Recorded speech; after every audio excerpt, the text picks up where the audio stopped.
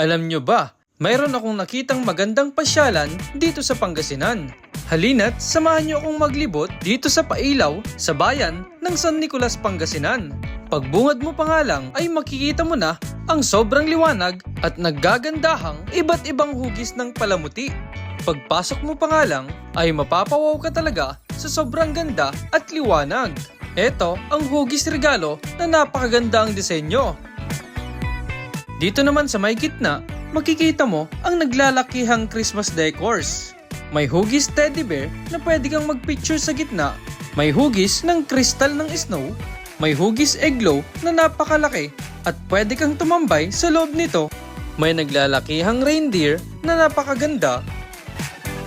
Meron din dito si Maui at Moana at si Shrek at Fiona.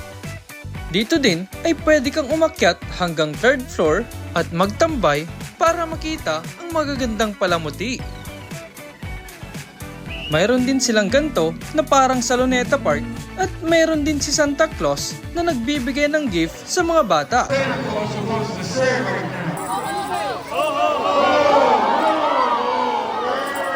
At eto pa, pwede ding mag-drawing ang mga bata dito sa gilid ng kalsada para maipakita ang kanilang mga talento.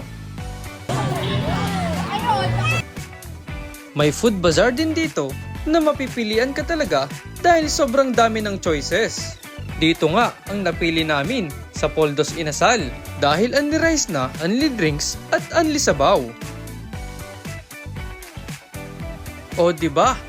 Talagang mag-e-enjoy kayo dito kasama ang pamilya. Kaya ano pang hinihintay nyo? Ayain na ang pamilya, ang mga kamag-anak at mga barkada nyo dahil mag-e-enjoy talaga kayo dito.